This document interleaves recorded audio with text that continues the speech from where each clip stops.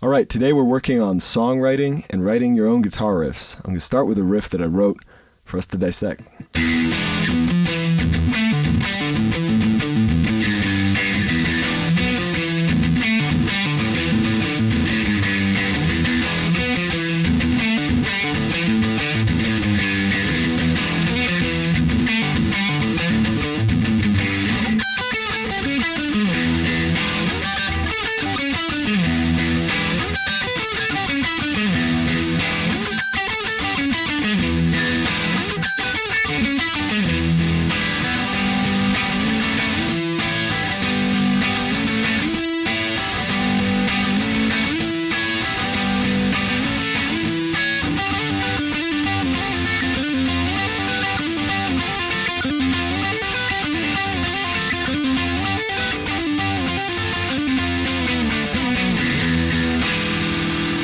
Alright, so that's the whole riff.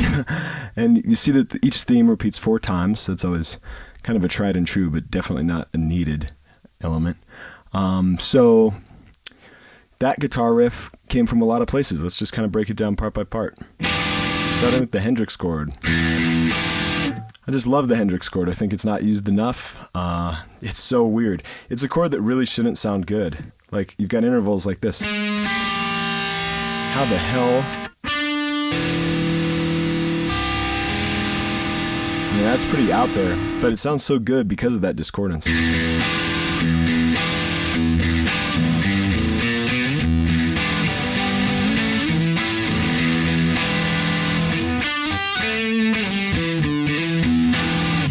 You know, so I think so. Some ideas like that. If there's a chord that you like, if you like a Grizzly Bears chord or a Grizzly Bear chord or something like that, if one of those inspires you, then they use a lot of weird chords. You know, anybody like that might as well just go look at that chord and try to integrate it in a new way. You know, it's like this riff is nothing like a Hendrix riff besides the Hendrix chord, you know. So there's nothing, it's not plagiarism by any means, you know. It's like you're just taking something that sounds cool and adding something else. Then, now the closest thing I could think that'd be like is... So that's also, I mean, I'm playing it in E. I don't know what they play it in, but, you know, it's Sandman or whatever. Then I take it down. So they're going down to the, what? They're going down to the, I think the 4th. Whereas I'm going down to the root in E. So,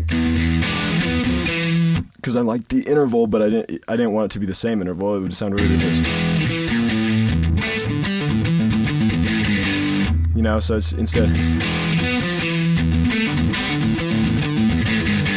So then the next part is like, I'd learned this one a little bit from Fish.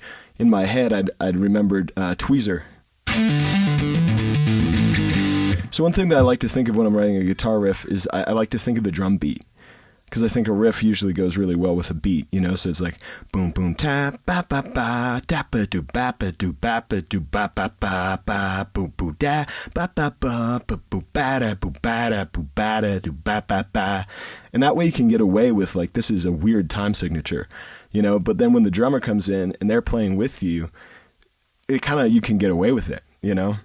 Otherwise, if you're getting too out there with the rhythms of it, it might be really difficult for people to latch onto it. It's already difficult enough, trust me. People have a hard time if there's not a drummer, especially. So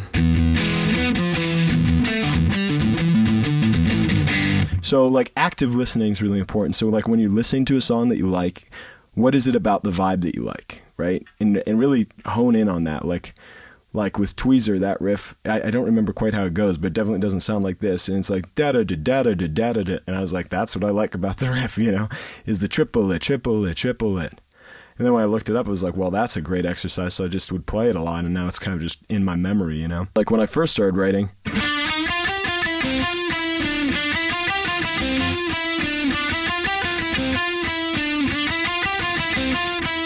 like when I was 14 or something, I wrote that or something like that. I was listening to a lot of Iron Maiden, and I was thinking, well, how do I write a riff like that? Because that's what I really like at that time, you know.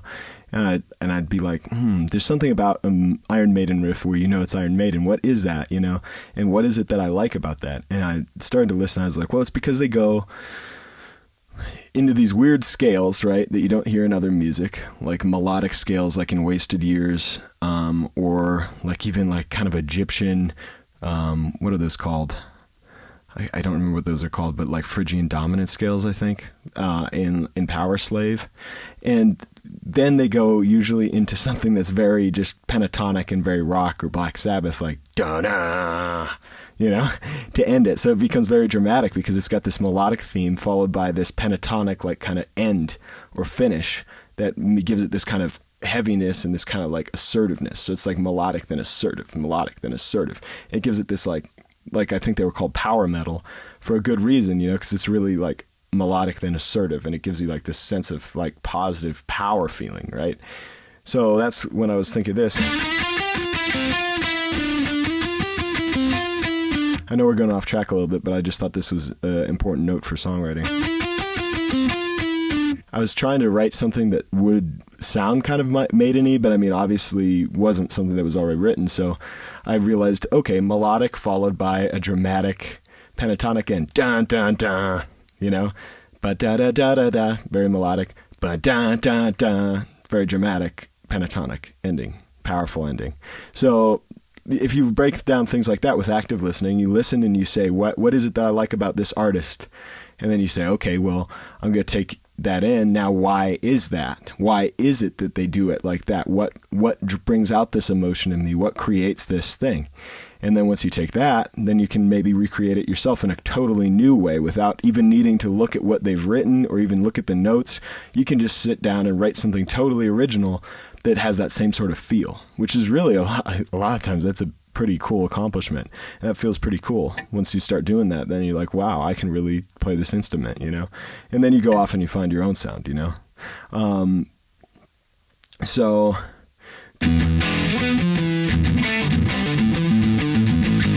back to the riff at hand. So you got the... So then the ending is just a chromatic walk down, which is very, like, I don't know, it's Black Sabbath, it's everything, really. And that was just added for the rhythm of it,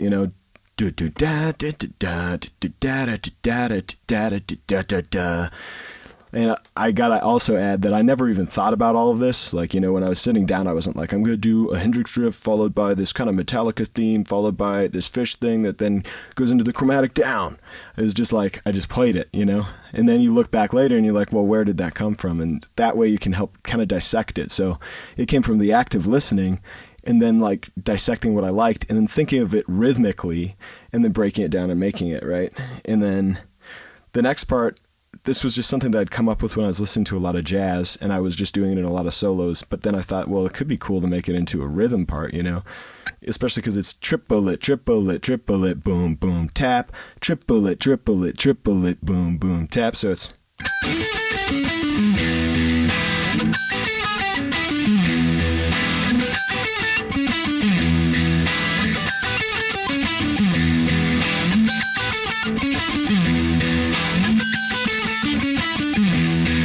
And so the way that I came up with that was just by sitting down. I'd been listening to a lot of jazz and being around a lot of fusion players and being like, God, they can do some nasty shit that I have no idea how they're doing it. So just playing around, I wasn't even thinking in scales. I was just I'd played with a lot of fusion players at that point, and I was very frustrated because I felt like I was just being out. I was just like, oh, they're just better than me, and I was playing pentatonic stuff, and then they're going into this weird shit, and I was like, wow, I need to learn to do that, because otherwise this is embarrassing. So that's another thing. When you're writing, be around players better than you. Try as hard as you can to expose yourself to players who are much better than you, because it'll drive you, and it'll make you more creative about approaching your instrument. It wasn't like I was like, oh, I'm going to be a fusion player. I was just like, I need to integrate a little bit of that, because that's cool. And when it's used tastefully, that's badass, so like put yourself around people in person where you're playing with them and they're better than you, and you will quickly start to absorb just by watching them and a little bit embarrassed and like really take in everything they're doing, and then you can maybe kind of integrate it into your sound a little bit. The challenge will motivate you a lot. Then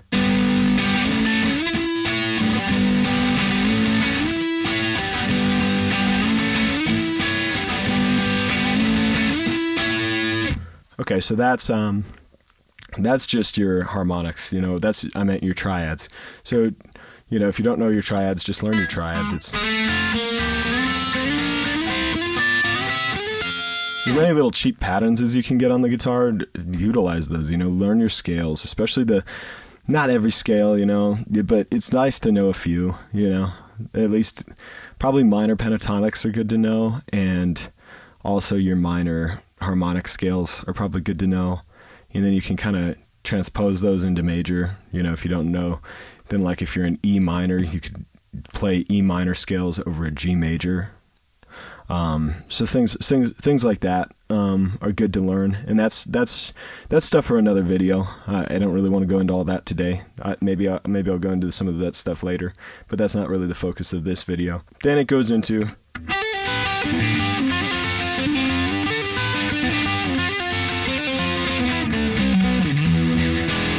So this one is about finding somebody who knows more about an artist or artists than you do and learning from them, because you can spend a lot of time actively listening to an artist and you can miss a lot, especially a complex artist. Like some of that stuff is a little Hendrixy, and really honestly you can miss a lot just listening to Hendrix and trying to duplicate it because there's a lot happening. So somebody who's really studied it, in this case for me it was the blues player Andre Floyd here in Missoula, Montana, he's pretty darn good. I definitely check out his stuff. Taught me some of that stuff because it's old soul. Like this is old soul. You'll hear it in Alabama Shakes. It's actually really gospel. You'll hear it in Steve Miller Band. It's really gospel-y.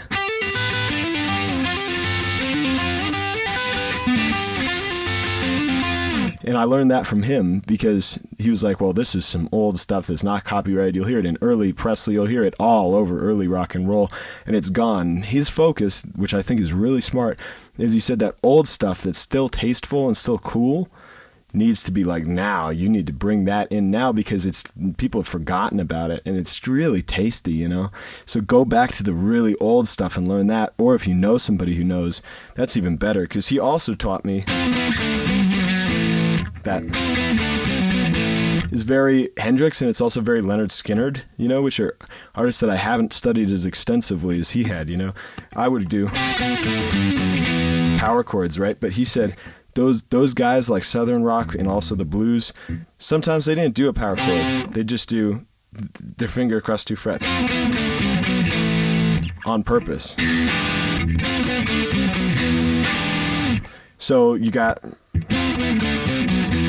So that's just learning from somebody who's approached these ideas and has really studied it for a long time and has gotten a lot more out of it and gone more in depth than you, and racking their mind, because that's years and years and years of study that you don't have to do to pull in all that information like a sponge. That's a huge asset. So those are kind of the ways to break it down. Now I'm just going to play the whole thing one more time. That's all of it. That's how all of it came to be. So as you can see, it's something that I sat down and I wrote in 5 minutes, really 5 minutes, sat down, played through every part of it. I don't think I rewrote. I don't think I changed anything. I just sat down and played it, one day, and I was like, damn, that's pretty cool. I'm going to keep that. But it was all things I had integrated before. It's all things I'd used that I really had kind of tossed out. But then all of a sudden, so this culmination of all this time came together in 5 minutes.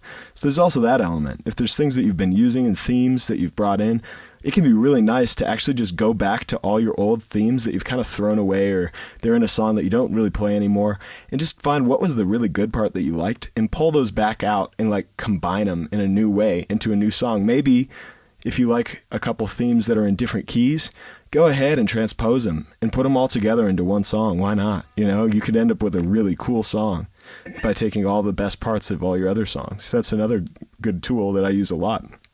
If I have a riff and then I'm like, well, this riff was really good, but the song wasn't, pull it in and find another riff that's similar, and then you've just got a really cool whole piece.